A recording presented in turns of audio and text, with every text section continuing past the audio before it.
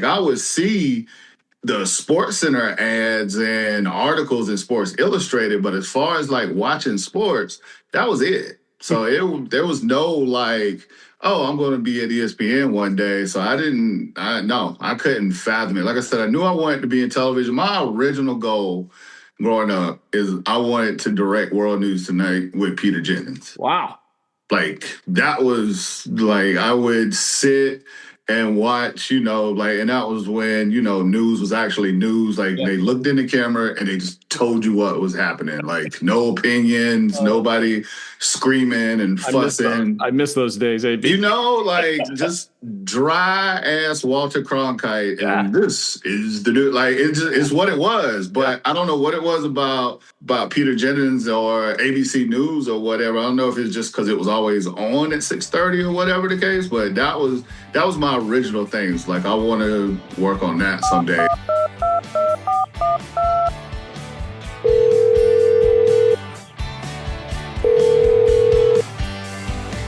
Hey everybody, this is Caller ID. We're calling about your identity, your direction, and what you're doing with your life. I'm Brandon Davis Wells. Let's dig into what we're really doing here.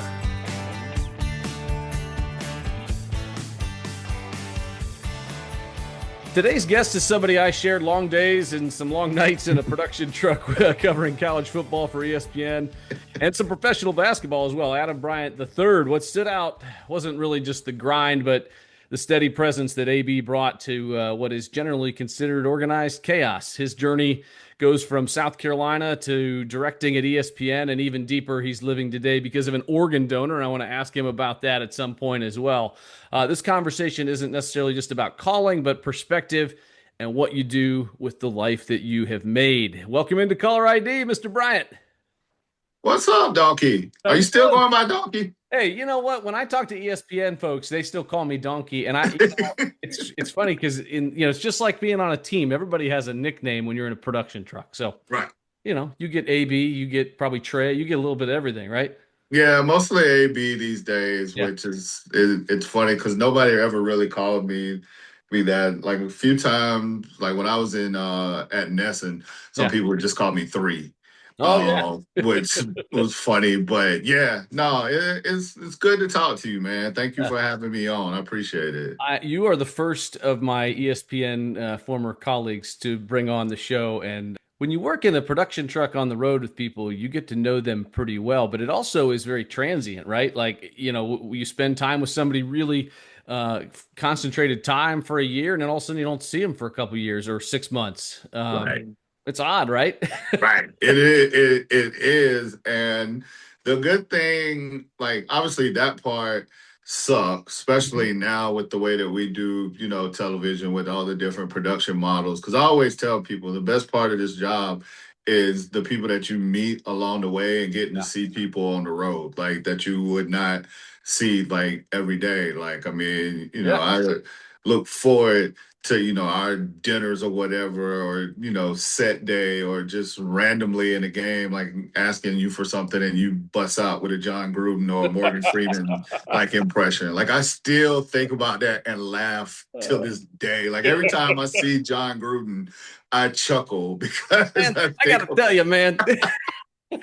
like that's the stuff that I remember. I think that people don't understand, like like the events are cool, and as you get to do some of the bigger events, obviously that's cool. But what you really remember is like the people and the memories and the stories that you collect like over the time. Yeah, there's very few games that I remember doing, right? When you think about growing up in South Carolina, and I assume rural South Carolina because of some of the things that we've talked about, Yeah. did you ever imagine you'd be directing for ESPN and doing what you're doing now? I didn't. I like when I talk to students and stuff, one of the things that I think that helped me is that I pretty much knew that I wanted to be in television, and I pretty much knew like I wanted to work in television. And after my first job in television in college, I knew I wanted to be a director. But like growing up like on a dirt road in South Carolina, like directing for ESPN or directing games or whatever, like that was far fetched. Like I couldn't fathom it, didn't know how to do it, how it would happen. Because the other thing too, you got to remember, like growing up, we didn't have cable. Like I didn't get cable until I got to South Carolina. So I got to college at Carolina. So it was ABC, CBS, NBC, and then later, like as a teenager, like Fox. Right. So like I would see the Sports Center ads and articles in Sports Illustrated, but as far as like watching sports, that was it. So there was no like, oh, I'm going to be at ESPN one day. So I couldn't fathom it. Like I said, I knew I wanted to be in television. My original goal growing up is I wanted to direct World News Tonight with Peter Jennings. Wow. Like that was like I would sit and watch, like, and that was when, news was actually news. Like Yeah. they looked in the camera and they just told you what was happening. Like no opinions, Oh, nobody screaming and I miss those. fussing. I miss those days, AB. Like just dry ass Walter Cronkite, Yeah. and this is the dude. Like it's what it was, but I don't know what it was about Peter Jennings or ABC News or whatever. I don't know if it's just because it was always on at 6:30 or whatever the case, but that was my original things. Like I want to work on that someday, and then like I said, when I got to college and just started talking to people actually out of college Yeah. and started talking to more people, that was when the whole sports thing kind of started becoming a reality. So at University of South Carolina, you majored in African American studies and Black studies, but so Yeah. how did you do TV? How did that work out? So when I got to Carolina in fall of 95, I was a journalism major. Hmm. And by spring of 96, I was working full time at the CBS affiliate in Columbia. Like I literally just went through the yellow pages and called all the TV stations in Columbia to see if they were hiring. That's awesome. And so it's funny because they were still showing Andy Griffin rerun, or no, Sanford and Son. They were showing Sanford and Son reruns at 11 o'clock. Like this was in 1996. So they didn't have like an 11 o'clock news. So it would be like a 5-minute update and then Sanford and Son reruns. And then when they were I just so happened, like there was no advertising or anything, at least not to my knowledge. I just so happened when I got down to the list of stations that I called Channel 19, WLTX in Columbia, and they actually were looking to hire people because they were starting at 11 o'clock news. Wow. To answer your long-winded way to answer your question, I was working in television since my second semester in college. I got tired of J school. Actually was about to flunk out of J school, quite frankly. Because, like getting dressed up and going to the state house to try to talk to people after they talk to the real reporters wasn't like my bag, especially in Columbia in September when it's 98 degrees after the sun goes down. And then I went to media arts was the program. So I went to media arts. Our 6 p.m. director was actually my professor.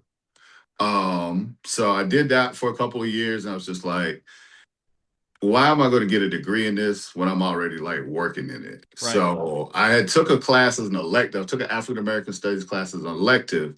And the professor, who was also the head of the department, Dr. Cleveland Sellers, people might be familiar with his son, Bakari Sellers. Yeah, He's like I just saw Bakari on CNN, I think yesterday when I was watching the news. Exactly. Yeah, exactly. So his dad was over the African American studies department at South Carolina. And I took one of his classes, and just the authenticity because he was there, like he was president of Student Nonviolent Coordinating Committee, the Orangeburg Massacre, which was a big racial situation in South Carolina in the 60s. He was one of the main people in that. So like just being in his class, the authenticity really struck me. So I was like, okay, the TV thing, I'm working full time in that, I'm doing that.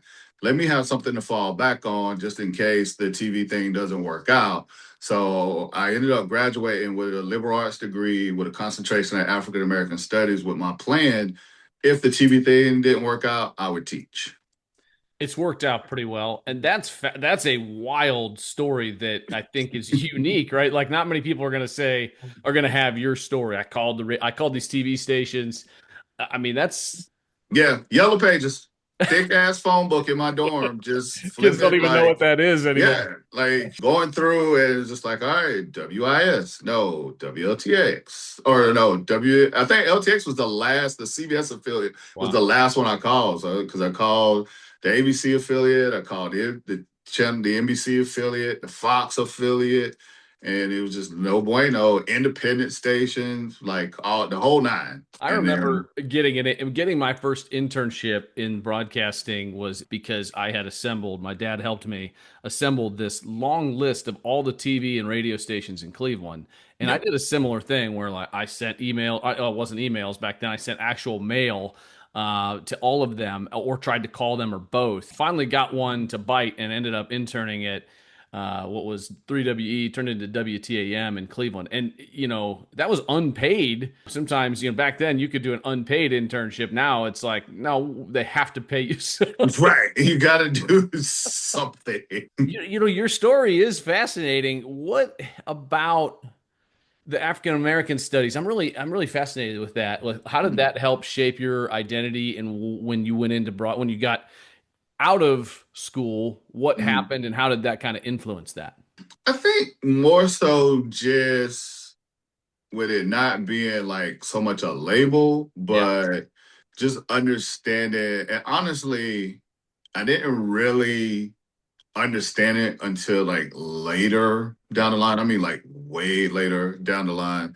Just the responsibility that you have being in the position that I've been in as a director, a lot of times as the only black director or only black face that somebody, only other black face, I should say, that somebody may see like on a crew Yeah. or whatnot. And just the responsibility of, how you carry yourself, if you can help somebody else out, like Yeah. paying it forward, all those things just in general. And then just knowing that, no matter what anybody says, that, there are, even when you think that there's not, there's always eyes on you from anybody. Like it could be anybody down to the janitor, like at the arena, to like the highest executive or the most random person, the runner, somebody that picks you up at the hotel or whatever. Like you just don't know who's watching you, who may be inspired, who may,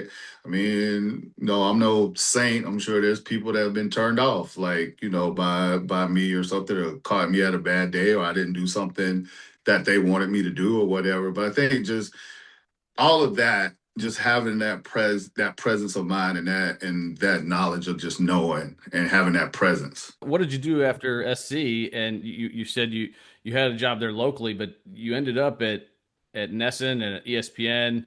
Mhm. What did that journey look like? Graduated from Carolina in May of 2000. I moved to Charleston. I worked at a ABC affiliate there for a few years. One of our reporters was at the Hispanic Journalism Convention, Hispanic Broadcast Journalism Convention, and he happened to meet a recruiter from ESPN. And he passed his card or passed her card to me and was just like, hey, I don't know if you can use this or not, but I met this person. I was just like, whoa, okay. Because it's still at that point, so this was 2003 or so. Yeah. Like there was no like log on to ESPN.com or go to the website and see the jobs listed Right. and stuff. Like I'm still at this point thinking like you got to know the Pope or like somebody that knows Chris Berman. somebody. Right. Right. Right. Yep. Right. Like Yeah. one of the four mafia families or something like that. Like you just don't know. Made a call, got the interview, started at ESPN as a tech, but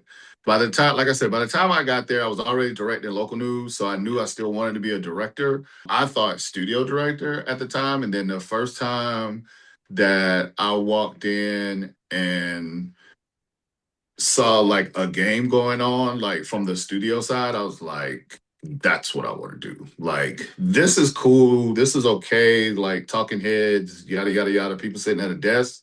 But if it's not for that, then none of this happens. So Yes. I want to be on that. That live element is a lot of juice. I've tried to explain to folks that haven't been in a TV truck what it's like. And it is for somebody who's like a dopamine addict myself and grew up as an athlete, love sports. Yep. There's nothing quite like live television and doing it from the truck, right?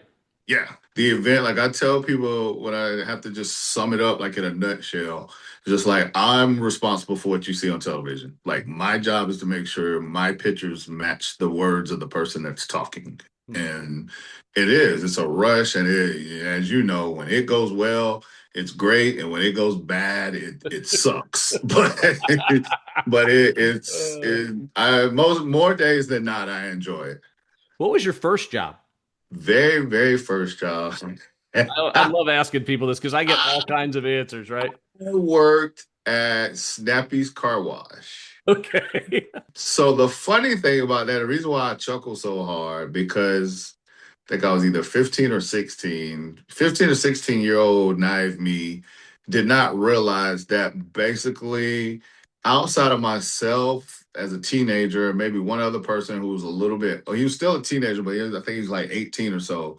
Everybody else worked there, lived in a halfway house. So, Okay. Okay. so like just some of the conversations that I would hear and some of the stuff that people would do, like, and I'm not gonna go into details, but it was just like at 16, it really didn't hit me until later. It's just like, oh, Oh, I'm working with a bunch of grown second chance adults. yeah. Like that done seen some stuff. Yeah. They've Like, seen some stuff. yeah, so Snap. yeah, that. But I mean, it was fine. I eventually got fired, which that was funny in itself.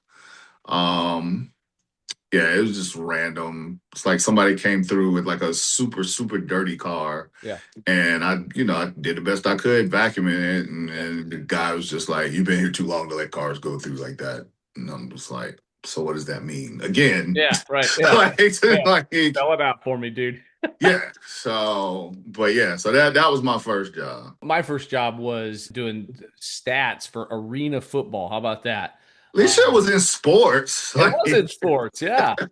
And it was big money back in 1993, right? I just turned 16. It was $50 a game to do stats for Doing, man. So see Cleveland. that's great. You Pretty good, decent wage, and then like doing something that you knew that you wanted to be a part of. Yeah, it was pretty cool. I remember Major Harris playing quarterback for the Thunderbolts back in the day. Oh wow, West Yeah, Virginia. right. Yeah, that's right. What? So you get into ESPN. How did you make? You said you saw some live Hmm. production and what that was like. And you're like, yeah, that's for me. Hmm. Which kind of calls to you. And I always tell people that, like, you want to find something that you love and that you can do and make money and that they need. And all those things work, right? Hmm. How did you go from being in the studio to working your way into a truck? Once I kind of figured out, all right, like how is this done? Like where they do this? Like I went and I watched. It was Wednesday Night Baseball, Yankees and somebody. It wasn't Red Sox. It was somebody. Shocker that And the Yankees were on ESPN. right. Exactly. So I drove down to New York on my own, and I think that's side tangent. I think that's like the most important thing that I think a lot of people, the more people that I talk to now, they want to be like, well, how do I do this? How do I get in it? Yada, yada, yada. Like a lot of stuff you have to do on your own. Nobody's going to schedule you, like time to go. Like they're not going to put it on a schedule, like observe such and such and such, unless it's going to benefit the company or benefit, your department. Sorry, that Oh no, I've gotten that I a think lot. that's real. Like, Make it happen. You have to make it yeah, happen. like it's. I don't like being the old guy, even though now both of my kids are, well, one is 21 and the other one's knocking on their 20s. Like, I don't like being the old guy, but there's just so many people that is just like, well, they didn't let me, or they didn't show me, or they didn't schedule me. And it's just like, you got all the time in the world. Go Yeah. do it. Yeah. So, went to New York. Gen Xers all feel the same about that. AB, we all have the same approach. It's just some of us don't always say it. Yeah, like, Right. Yep. just if you want to do it. So I went down to New York, watched the broadcast and stuff. And as soon as I saw it, I was just like, yeah, this is it. This is what I want to do. So I observed probably like 3 or 4 different productions over the next year or so. Like I watched college football game, watched a couple of college football games, some more baseball, just kind of, just being around the truck, trying to understand, like what was going on.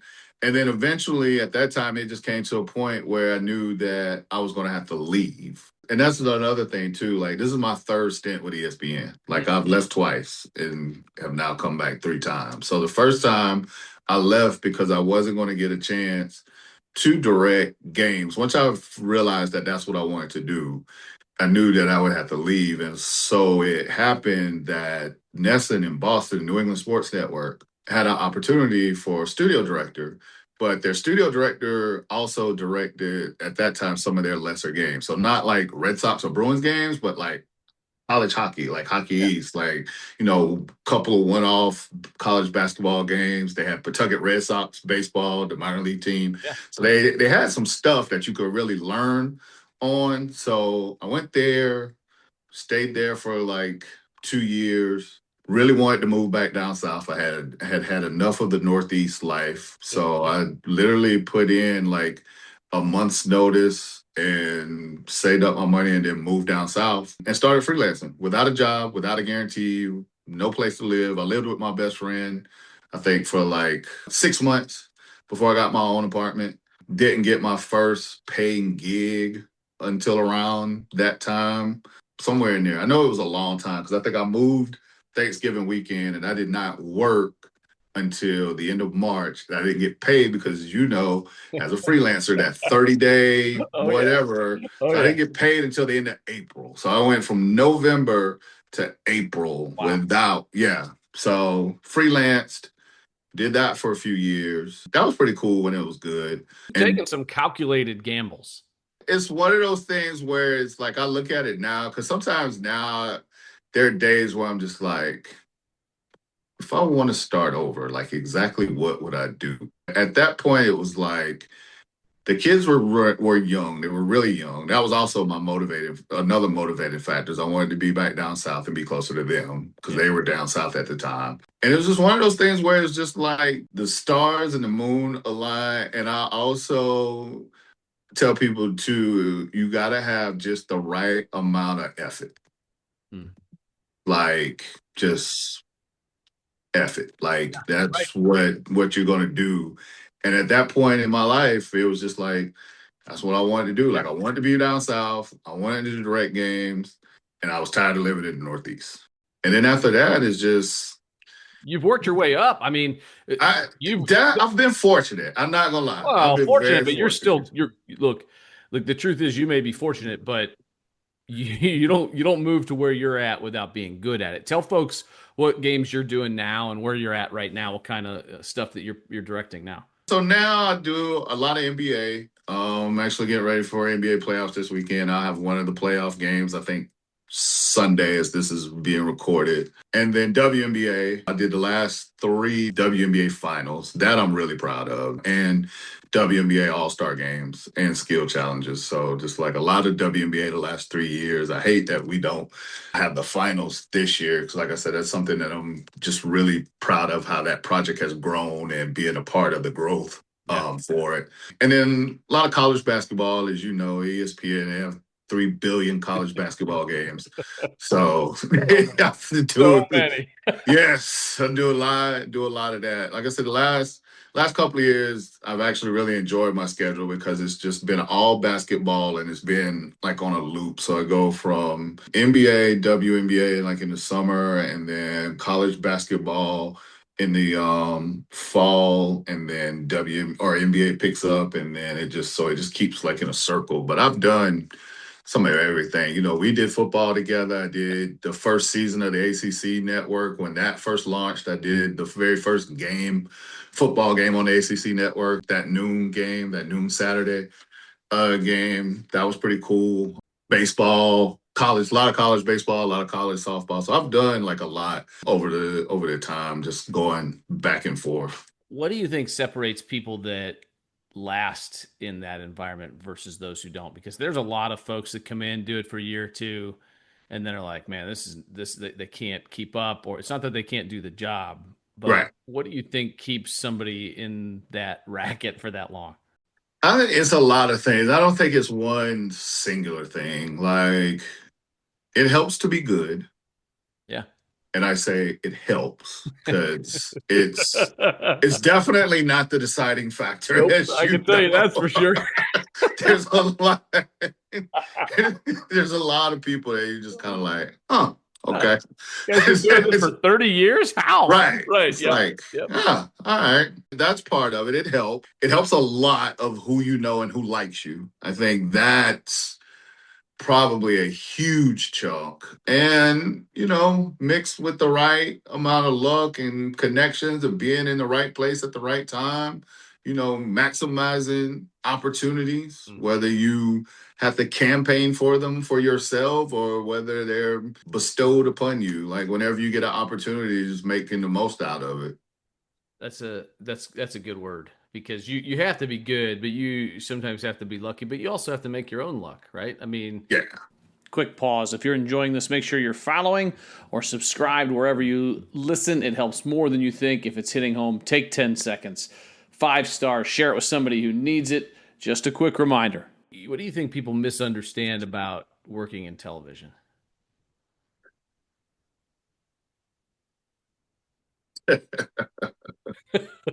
Um, Probably just because it's on the top of my head. I'm sure there's a lot of things, but the things because I literally just had to deal with this. We don't hang out with the players. We don't get tickets. Like, stop asking me. Yep, I've heard Like, that too. and it's just no, it's just not how it works. Yeah. Like when I traveled with the Bucks, everybody you hang out with young. No, that's a whole different tax bracket. Like I see him, I point a camera at him, I go home, he goes and does whatever people that make whatever he makes does. Like there's like Yeah. I think that's one misconception. I think nowadays too with how charged everything is, like politically and just Yeah. altogether in our country, the sports does not necessarily go hand in hand with the politics. Yes, they cross, but like I remember like when I was doing games for Fox, people would be like, "Oh, you do games for Fox." Like that I'm like, news is completely different Correct. from this 4-camera softball game that I'm doing over here. Like there's no hidden agenda over here. Right. I'm not hanging out with Bill O'Reilly. Right. Yeah, Yeah. like, Right. so I think those are like the biggest ones. And then, in my position, like I only have so much to say so. Like as far as, people always say like, well, you're the one in charge. And I always shoot back. For everybody that thinks I'm in charge, there's 2 more people to tell me that I'm not. You have somebody to answer to, like whatever the announcers are talking about or whatever the agenda is. Like I rarely have anything to do with that, man. I'm just pointing the camera and just making sure everything and everybody is where they need to be. So, Was there a moment in your career where you're like, okay, I've arrived, but like it clicked, and you're like, yeah, okay, I feel pretty comfortable and confident in what I'm doing. And the second part of that is, do you ever have imposter syndrome? yeah. The imposter syndrome, not so much at this point. Because of the reps, right? Um, You've done so many, right? yeah, I think it's more so, if anything, like people mostly like higher up people, not the people that you work with daily or the people that you work with closely, but it's more of the doubt. Like I always like have it in my mind that they doubt or they need to hover over or think that I don't know and whatnot. I think more of that than the imposter syndrome. Yeah. The arrival, I don't know if I've ever had a like feeling of like I've arrived, because it's just kind of like there's still stuff that I want to do. And I always feel like, especially nowadays, like it can just be taken away from you like Yeah. without a blink. So I have more moments where it's just kind of like I try to reflect, or I'm just like, huh, okay, that was pretty cool. Or, like it puts it more in perspective. Like I can tell you this. So it's more moments like this, whether it's, talking to like somebody on the crew, like a V3 or somebody in video or like a utility that wants to do more, and randomly I just pull them aside and just tell them something that I'm looking at, just one day, if you're ever in the position, here's something to put in your tool belt. Like it's more moments like that. Yeah. Or I was doing WNBA Finals year before last, and the Liberty were there, and the whole series had been stressful, like just personnel, dealing with the league, dealing with bosses. Like I was just over it. And right before the game, Spike Lee was down there and he was talking to somebody, and I was just like, I'm going to the floor. Like, I took my headset off. I'm going to the floor. Like, I knew I had time Yeah. or whatever. So I'm talking to Spike Lee, just like I didn't have that on my bingo card, like at the start of the day. Right. Like, and it wasn't even that long of an interaction, but it was so like memorable and it Sure. meant so much because it was just like I was talking to him and it was like, hey, thank you, for everything that you've done, Yeah. paving the way, like, especially for directors that look like me, even though you're in a completely different genre. Like, I have absolutely no need to do movies, but just, seeing his body of work and whatnot. And his face lit up when he found out that I was directing. I was like, yeah, I'm directing the game for ABC. And he was just like, in that thick New York accent, he's like, you the director? And he just like gave me the biggest like hug, and we took like a great picture. And the rest of the day, like whatever Yeah. anybody else was talking about, I was just like, all right, fuck yeah, like fuck, I got it. I Like got I got it. Let's right. go. Like, like that was like the charge, like the pick me up I needed. So it's more of kind of like aha, or like just taking it in kind of stuff than, the feeling like, oh wow, all right, we've arrived, we've made it. You know what I mean? It's like, Yeah. so it's more stuff like that. I had friends when I was in the TV business who said that I worked in the toy store of life, and they were right in many ways. I don't think they always understood the amount of work. But talking about Spike Lee leads me to my next question. How has being an African American man in this industry shaped the way you approach your job? Has it presented different challenges or opportunities for you? Tell me about that so folks can understand a little bit more of that. I think I don't know, at least in my opinion. I know there's, people Everybody's can. got an opinion I about was it, about to right? say people can say Yeah, what they want. yeah, yeah. Again, especially Well, with what the I climate. let me rephrase it. How, do you feel more responsibility? Because I don't mean necessarily that you've got opportunities because of it. I mean, do you feel more of a responsibility, kind of like that interaction with Spike Lee, because he acknowledged and realized, like, hey, there's Yeah, not too many guys who look like me in this role. yeah, that definitely. The responsibility, definitely. Like that, it is and I can be honest. Sometimes that responsibility wears thin too, because there are a lot of days that I'm just like, you know what, I'm good. I'm good on y'all. Like I don't, like I can go and do, and I never thought I would be this guy like working my way like up, but it's like I can go do four camera college basketball, and y'all can have all of this, like just because of this, the stress and dealing with people and whatnot. But then I also realized that there are people that wouldn't have gotten the opportunities if it wasn't for somebody like me campaigning for them, or like, trying to get them to get this person an opportunity for whatever that opportunity was. So yeah, the responsibility, absolutely. Not so much anymore, but every now and then, like I used to get there, and it would be so funny because the perception of directors, especially television directors, is that, we show up, with our $13 latte and our, fancy suit and wingtips and all that other bull. And I will show up in a pair of jeans, a t-shirt, sometimes a hoodie a hoodie on set day. I'll be in sweatpants. Like I'm going to be comfortable regardless. And I've walked up and I'll start, like, especially if people don't know who I am, and I'll walk up and I'll start, saying like, yeah, we need to do this. No, I need this over here, blah, blah, blah, blah, blah, blah. And they'll be like, and what camera are you running? Oh, ouch. Ah, that's an assumption. That's an Like, assumption right there, right? Yeah. yeah, Right. and yeah. So, and most of the time, the backtrack is more fun. Like, I don't really get offended by it as much anymore. Yeah. But it's more the backtracking because then it's just like, yeah, now you operating from a deficit.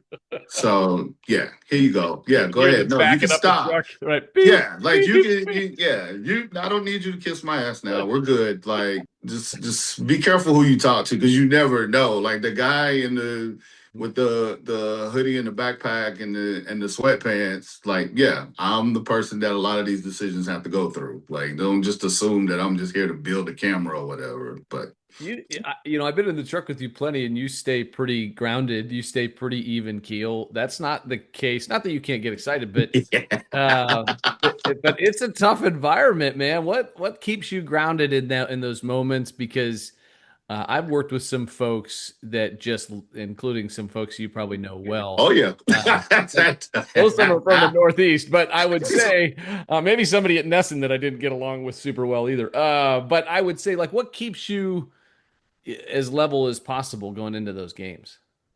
At first, it was just natural. Hmm. Like it was just a natural. Like I'm naturally a laid back person. Like I'm not a super rah person. Right. As my careers progress, now I kind of pay more attention to it. Not saying that I have to like try harder to stay calm. Actually, I think it's the reverse. I think it's my grumpy man era. Like it doesn't take much to just piss me off. Because at this point, it's just like, why are y'all this dumb? I Like think that's nobody should be dumb. being 48. That's what I'm with you. Right. You know, it's just like, why are y'all dumb? Like, I'm not. Why are y'all? But I think it's just more so too because when you're the director and you're in a quote unquote leadership position, like if you freaking out, then like it's one thing for everybody else to be freaking out, but you can't be freaking out too, because then it's like, no, like how are you gonna get where you're supposed to go? Yeah. And also, too, I've always been the type of person. If you yell at me, it's not gonna make me do whatever it is that you want me to do.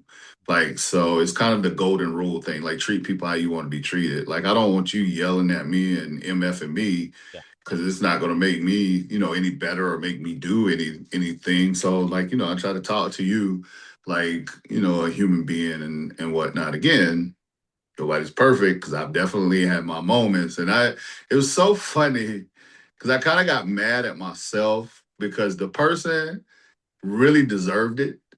And afterwards, I kind of called it. I called him and I was like, hey, yes, you messed up, but I didn't have to talk to you like that. And I apologize. So, Yeah. You like, owned it. Right. You owned yeah, no, I owned it. He definitely deserved it. Don't get me wrong. But I don't like for people to, or let situations or people allow me to come out of my character or whatever. But yeah, I in had the had high it. stress environment, man. I tell people, when I was working it, you walk out of there, you're drained. Let me ask you a few more. If let's say directing went away tomorrow, ESPN closes, they hire a bunch of AI directors. I'm not Oof. saying that's ever going to happen, but like, what would you do, and how would that impact how you like your identity and how you view yourself? What would I do? What would I want to do? Or Yeah. what would I have to do for money? Oh, that's a good question. I don't know. I don't know. I don't know. Because Either. those are two different questions. Like Yeah. what I would have to do, like I would dread going like back into the workforce. Because no matter how stressful and how aggravating a lot of the people or the way that we do things are, Yeah. it's still a great career. Like it's the only real career I've ever known. So like to your point, about being 48 and starting over and stuff, I don't know what I would do because local news now is basically like I tell local news directors, you guys are glorified computer programmers. Like you're Yeah. not directors. Like you put in a code for, the stuff to be where it needs to be. Maybe I would go do that. Hopefully there would be a spot open at some of the other networks or something, that Yeah. that I could do. Like I wouldn't see myself. I think I would be upset or just be a miserable person to be around if I had to go do something Yeah. like completely out of TV, like going to be like a greeter at Walmart or something. Or like, Well, everybody always goes to that. I guess like, like welcome to Walmart. I'm Adam. yeah, like stuff like I've seen the Walmart people and Trust me, like I don't want to deal with me at Walmart. It's like, well, can I see your receipt? You saw me. You literally saw me at the self You checkout. know I paid for this. Like so, but yeah, so yeah, what I would have to do now, if I could walk away from it all and I could do what I want to do, Yeah. What do you do for fun? Yeah. oh, I'd be bow hunting all the time. Like I would travel the world and travel the country just Okay. shooting animals. Like they're like all of this would just be taxidermy and animal hides behind me. Like freezer full of meat, just a Okay. guy in his bow and a video camera just all over the country or all over the world. Maybe that's your retirement. Like, you're gonna wear one of those, or get the Meta glasses and have the bow and just AB, like just shooting animals all day. That yeah, that is definitely like that is I think between that and just being outside, like riding ATVs, like going to sporting events and like going to baseball games Yeah. and stuff like that. Like that would be the one thing that I could be like, if I could do that now, Sounds I great. would probably just be like, all right, you guys can have it. Like, All right. Word association. all Here you go. You ready? right, what you got? Identity. Theft. What Is this like the first word that comes to mind? Because like, I what, mean, wait. or what, or my identity, or Yeah, what? yeah, I would say that's awesome, but nobody's ever said that, and I love it. Yeah, what does it come from for you? Um, just my parents, my upbringing. Mm. Like, I have my dad's sarcasm and sense of humor. I have my mom's temper, and at the end of the day, I'm still just a kid that grew up on a dirt road in South Carolina. That sounds like a country song, by the way. I might have to write those lyrics. That might be the next Davis Wells single. We'll see. For How for about as many people that mistake me as Hootie, you're not far off. I Oh, you're absolutely black. hate You it. got a beard. It's You're from like South Carolina. really, like literally. It's been a while now. This was some years ago. I Uh, was at the Carolina Clemson game yeah. and I was walking, just minding my business or whatever, going into the game, and literally I got stopped 3 times. And the last person was just like, didn't even ask. Like most people were like, "Are you?" And I was like, "No." Yeah. The last guy was just like, "Oh my God, I didn't realize you were doing the anthem tonight." I didn't either. Like, Oh, so, that's great and terrible all at the same time. All right, yeah. next one, last one. Well, two more. Okay. Failure. Fear. Hmm. That's one of my biggest like failure. But I don't even think the failure, honestly, that don't even have anything to do with television. Like I'm good. Like even if I had to quit, like you were saying, like, or it went away, Yeah. like I'd be upset about some things that I didn't accomplish or things that I didn't get to do, but I'm good with that. My failures, like things I worry about failures, like more so like dad, like Yeah. raising kids and stuff and making sure that your children do what they're supposed to do. And especially with the way our jobs are being traveling and gone Yep. and whatnot. It's just like, did you do enough? Were you there enough? Did you build a good foundation? Did you lay, the right foundation? Like all of that stuff. That when you say failure, that's the first thing I think about. Success.